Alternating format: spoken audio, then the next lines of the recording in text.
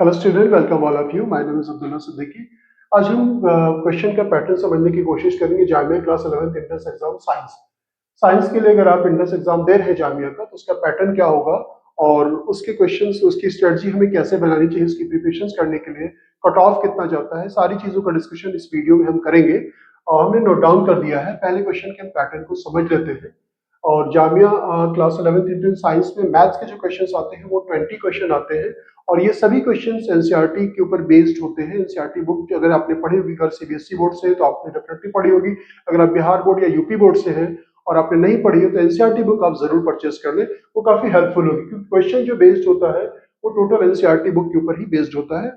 और जो इसका लेवल होता है, हम कह रहे हैं मॉडरेट टू टफ या कभी कभी इजी टू मॉडरेट क्वेश्चन आता है। 20 क्वेश्चन में से आप ये मान करके चले कि 15 क्वेश्चन डायरेक्ट एनसीईआरटी बेस्ड ही होते हैं। सिर्फ 5 क्वेश्चन जो होते हैं वो अलग से डिफरेंट थोड़ा से होते हैं, मॉडरेट फॉर्म में होते हैं, या कभी से ट्विस्ट कर दिया गया, क्वेश्चन को थोड़ा सा घुमा दिया गया। अदरवाइज ये क्वेश्चन जो होते हैं वो इजी होते हैं।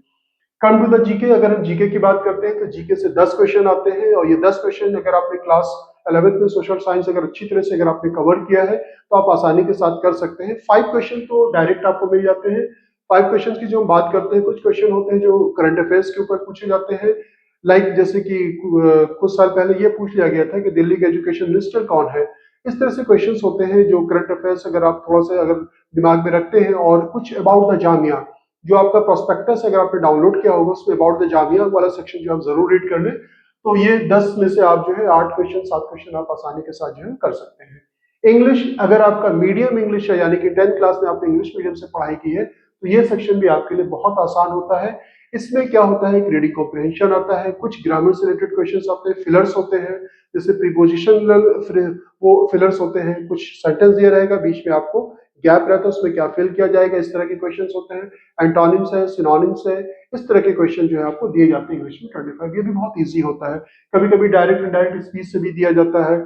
उसके बाद आपको एक्टिव वॉइस पैसिव वॉइस के ऊपर भी क्वेश्चन दिए गए हैं। तो English not a big task. अगर आप हमारे यहाँ ज्वाइन करते हैं तो ये 25 पे आप 25 आसानी के साथ कर सकते हैं। ये बहुत ज्यादा टफ नहीं होता है। और जिन बच्चों का मीडियम हिंदी है उनको थोड़ी सी दिक्कत होती है, लेकिन वो घबराए नहीं। और वो कम से कम जो है ग्रामर पे अगर फोकस कर लेते हैं, थोड़ा सा उनको दिक्कत होती है रीडिंग कॉम्प्रिहेंशन में, क्योंकि हिंदी मीडियम के बच्चे जो होते हैं उनकी ग्रामर क्वेश्चन बहुत स्ट्रांग होता है, तो ग्रामर से ज्यादा क्वेश्चन आते हैं, आसानी के साथ कर सकते हैं। साइंस की बात करते हैं तो टोटल 45 क्वेश्चन इसमें आते हैं, जिसमें से फिजिक्स के आपको 15, इक्वली डिस्ट्रीब्यूशन है, सबका बराबर है। Physics 15, chemistry 15 and biology 15।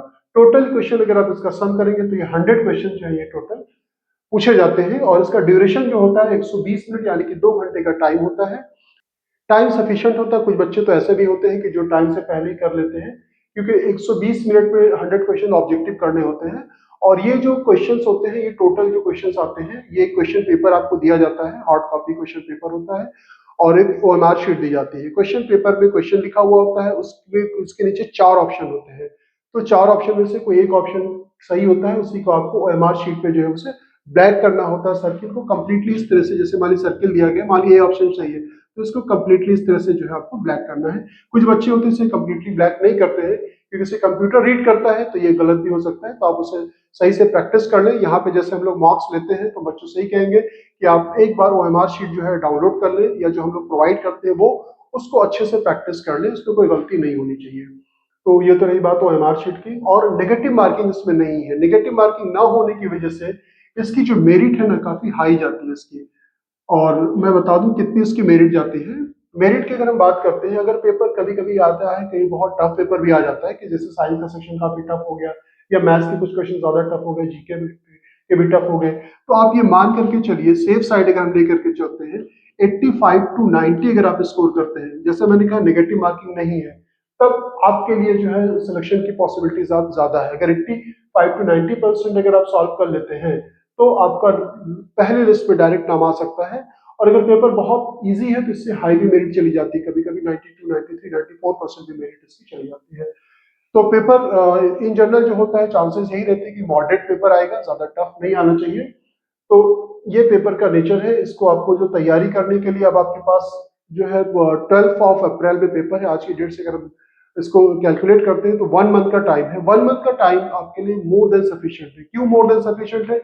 क्योंकि अभी ज्यादातर बच्चे जो है ना 10 की तैयारी उन्होंने साल भर की है, साल भर अगर आपने पढ़ाई की है तो 10th का आपका सारा सब कुछ दिमाग में है, तो आपको थोड़ा सा ब्रशअप करना है, ऑब्जेक्टिव क्वेश्चन की प्रैक्टिस करनी है, ओएमआर शीट पे इसको देखना है, इसके पीवाईक्यूज, हाँ पीवाईक्यूज इसके करने हैं। पीवाईक्यूज के बारे में बच्चे पूछ रहे सर पीवाईक्यूज कहाँ से करें, तो हम क्वेश्चन पेपर का लिंक डिस्क्रिप्शन में दे देंगे, आप उस क्वेश्चन पेपर को डाउनलोड कर लें और डाउनलोड करने के बाद चैप्टर वाइज करें। जैसे मान लीजिए कि मैथ्स की अगर हम बात करते हैं, आपने किसी एक चैप्टर को किया, जैसे मान लीजिए कि आप क्वाड्रेटिक इक्वेशन पॉलिनोमियल को आप मर्ज करके एक साथ कर सकते हैं, आपने ये 2 चैप्टर किया, आप इसके प्रीवियस ईयर्स में जितने भी क्वेश्चंस आए 10 साल के पेपर आसानी से आपको मिल जाएगा हमारे चैनल पे, आप उसे जो है डाउनलोड कर लें, उनसे 10 साल के क्वेश्चंस पेपर से सारे क्वेश्चन को फिल्टर करके सॉल्व कर लें, आपका वो चैप्टर आसानी के साथ तैयार हो जाएगा। अब अगर आप हमें ज्वाइन करते हैं तो आपको पीवाईक्यूज जो है असाइनमेंट में उसको जो है लास्ट में आपको दे दिया जाता है, वो आप प्रैक्टिस कर लेंगे, आपके लिए काफी बेनिफिशियल होगा। पीवाईक्यूज यानी कि प्रीवियस ईयर क्वेश्चन जो होते हैं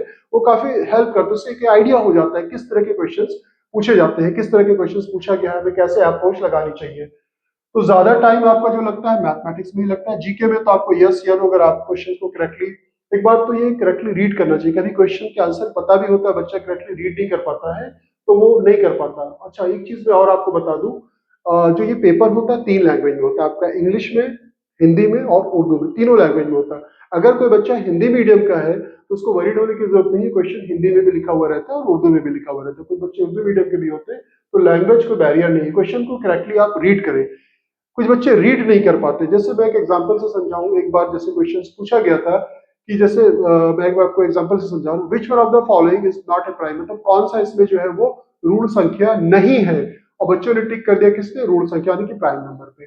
तो क्वेश्चन को बहुत करेक्टली रीड करना चाहिए। इसी तरह से इंग्लिश को भी अच्छी तरह से आपको कवर करना चाहिए, science, English, science, GK, maths ज्यादा टफ नहीं है, अगर आप स्ट्रेटजी बना ले 1 मंथ, अगर आप कड़ी मेहनत कर लेते हैं तो डेफिनेटली आपका सिलेक्शन हो सकता है, ज्यादा टफ नहीं है।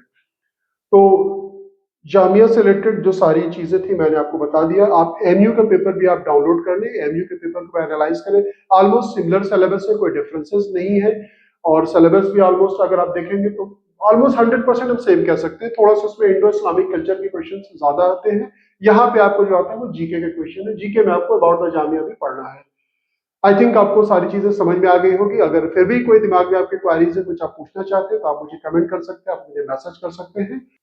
एक चीज मैं आपसे और शेयर करना चाहूंगा कि हमारे बैच को आप ज्वाइन कर सकते हैं, आप ऑफलाइन भी ज्वाइन कर सकते हैं, ऑनलाइन भी ज्वाइन कर सकते हैं। कुछ बच्चे ऐसे हैं कि जो बहुत दूर हैं, बिहार, यूपी, एमपी, कहीं से भी ज्वाइन करना चाहते हैं, उनको 1 मंथ के लिए दिल्ली नहीं आना है क्योंकि काफी ह्यूज यहाँ पे आपका खर्च भी होता है बहुत ज्यादा, तो आप घर से online through the zoom app आप हमें ज्वाइन कर सकते हैं। हमारा जूम ऐप भी परचेज है, मीटिंग कंटिन्यूसली लगातार होती रहती है, 2 घंटे 3 घंटे की क्लासेस भी आप घर से बड़ी आसानी के साथ कर सकते हैं।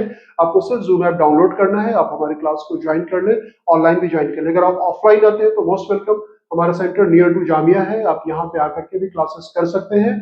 और क्लासेस हमारी जो है कल से स्टार्ट हो रही है प्रॉपर, और क्लास को आप जरूर ज्वाइन करें, ज्वाइन करने से आपको काफी बेनिफिट्स मिलता है। आई थिंक आपको सारी चीजें समझ में आ गई होगी। अगर फिर भी कोई दिमाग में आपकी क्वेरीज है, कुछ आप पूछना चाहते हैं तो आप मुझे कमेंट कर सकते हैं, आप मुझे मैसेज कर सकते हैं। Thank you so much for watching us, thank you.